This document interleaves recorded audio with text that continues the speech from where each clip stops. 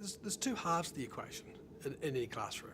What the students are doing and what the teacher is doing. And both are essential for the learning to occur as we want it. And one half of the equation is how do you get teachers to see the learning through the eyes of the students? Now, the first thing that requires is for you to stop and listen to them. And one of my problems in a lot of schools is teacher talk. And hey, I'm an academic, we talk even more. How do you stop and listen to the learning? And so that's the theme about the first half. There are lots of ways you can listen. You can do it through assessment. But you can do it by even listening to student questions, which I think is a very underestimated part of what listening is about. You can stop and learn it by looking at what students are doing. You can stop and learning it in terms of understanding about their progress. So there are lots of ways you can listen.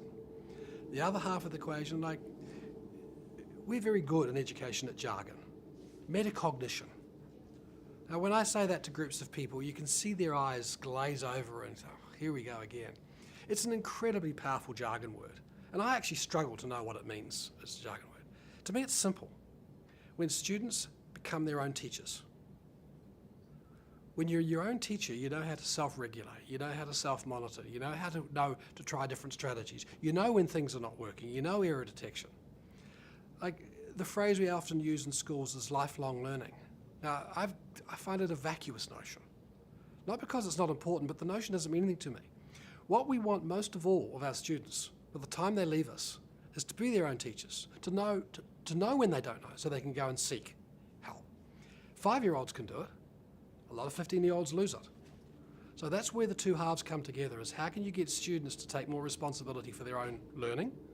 How can they go, particularly in this age where there are so many more resources through technology, for them to use other resources. I'm worried that they're using them at the moment in very, very simplistic surface ways. How do we teach them to be better learners? So that's where the two parts come to, and that's trying to come up with the story that was underlying the data. Those two phrases seem to sum it up. The first and most important thing is how we think as the adults in this business. Like, I've long ago given up the notion of talking about teaching. I'm not really interested in talking about teaching anymore. Not because it's not important, but it's not what the right question is. I can see teachers who use a particular method, and other teachers use the same method. The impact is dramatic. And so what concerns me is, if I had to sum it up, know thy impact. How can I, as the adult in the room, know the impact I'm having on you, on all the other people in the room? And about what? And to what level am I acceptable to me that I'm having the kind of impact I'm having? If you go into a classroom with that mindset, that my job is to know my impact, everything else follows for me. About 1 minute a month, teachers talk to each other about teaching. That's what I want to change more than anything else. How can you have a conversation about what learning looks like, what teaching looks like, what the impact of my teaching looks like when I'm talking to you, my colleague? We have so many structures in schools that mitigates against that. We have a lot of staff meetings where we talk about other stuff, what we see, other methods of teaching. But we're not very good at talking about the impact that we're having. That's what I want to talk about when I'm talking about the learner as the teacher, so that the teacher as a learner, is how can we have a conversation about what I'm doing well, and hey, if I'm going to learn, what I'm not doing so well, who I'm doing well with. And like, it's music to my ears when I go into staff rooms and I hear teachers saying, look, I'm having troubles with this kid. What other strategies do you think I could know or try that would make a difference? And then you get into a diagnosis. What's going on here?